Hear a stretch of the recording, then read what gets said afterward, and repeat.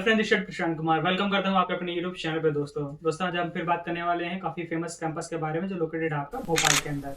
अगर कैंपस की मैं नाम की बात करता हूँ, People's College of Medical Science and Research Centre के बारे में। अगर इस कैंपस की मैं बात करता हूँ स्टेब्लिशमेंट ईयर की, जो 2005 में स्टार्ट हुआ था और आपका जो कि प्राइवेट यूनिवर्सिटी है दोस्तों आपका, और एनएमसी से अप्रूव्ड रहने वाली है।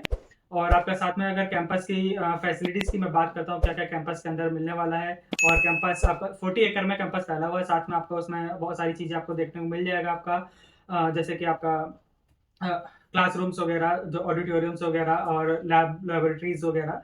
तो इस तरीके से काफ़ी चीज़ें आपको देखने को मिल जाएगा कैंपस के अंदर ही। और उसके बाद हॉस्पिटल्स की अगर मैं बात करता हूँ, जो कि इसमें 900 प्लस हॉस्पिटल्स बेड्स वगैरह हैं। साथ में आपका इमरजेंसी ट्रॉमा सेंटर वगैरह है आपका, और आईसीयू, एनआईसीयू, पीसीयू वगैरह, मॉड्यूल ओटी है आपका, और बहुत सारी चीज़ें, एडवांस मशीन्स वगैरह, इक्विपमेंट्स वगैरह इन हॉस्पिटल में आपको देखने को मिल जाएगी, जिसमें आपको सीखने के लिए वो हर चीज़ मिलेगी इस कैंपस के अंदर जो आपको चाहिए दोस्तों मेडिकल के लाइन में।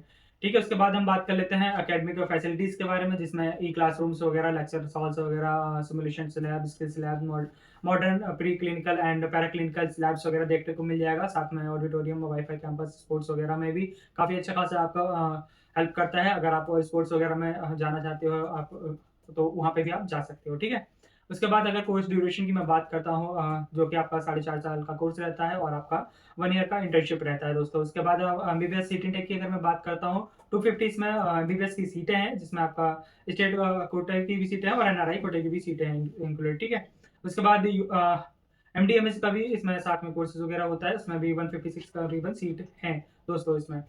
उसके बाद अगर एलिजिबिलिटी क्राइटेरिया की अगर मैं बात करता हूँ, एज आपकी 18 होनी चाहिए, और आपका 10th-12th में आपका कम से कम 50% होना चाहिए। जब जनरल कैटेगरी से बिलोंग करते हैं दोस्तों आप, अगर ओबीसी, एससी, एसटी कैटेगरी से आप बिलोंग करते हैं, तो 40-45% होने जरूरी है दोस्तों आपके पीसीबी में आपके। ठीक है, उसके बाद अगर हम बात कर लेते हैं फीस स्ट्रक्चर के बारे में, जो कि अगर आप स्टेट कोटा वगैरह फीस वाले में जाना चाहते हैं, तो 17,35,000 करीबन फीस रहने वाली टोटल आपकी 1 ईयर की।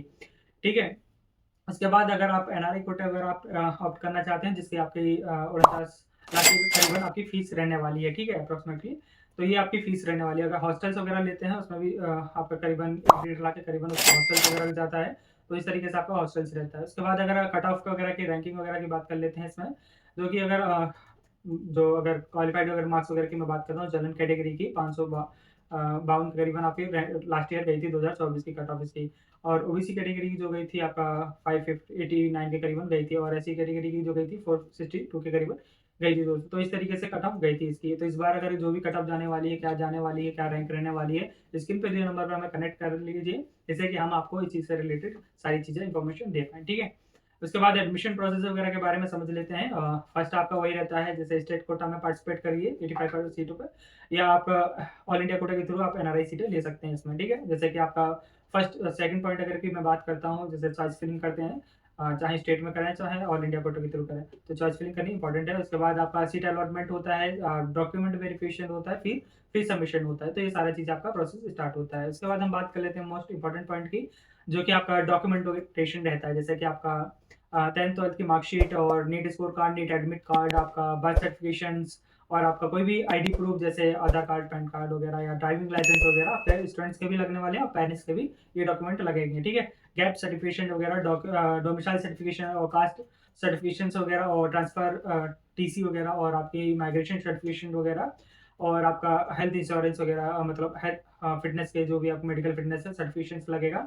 उसके बाद पासपोर्ट साइज फोटोज वगैरह 8 से 10 करीबन, और लास्ट एनआरआई सीट के जो भी डॉक्यूमेंट वगैरह अगर आप एनआरआई सीट पे लेते हो, तो वो भी आपके डॉक्यूमेंट्स लगेंगे। ठीक, तो ये सारे डॉक्यूमेंट्स वगैरह आपके लगने वाले हैं, और मैंने आपको पीपल कॉलेज के बारे में सारी चीज़ें आपको वैसे इन्फॉर्म कर दिया है। आई थिंक मैंने, अगर कुछ रह रहा हो तो आप कमेंट बॉक्स में कमेंट कर सकते हैं, या स्क्रीन पे दिए नंबर पर हमें कनेक्ट कर लीजिए, जैसे कि हम आपको एडमिशन से रिलेटेड एंड काउंसलिंग से रिलेटेड एंड रैंकिंग से रिलेटेड XYZ हम आपको कॉलेज से रिलेटेड गाइड कर पाएँ दोस्तों।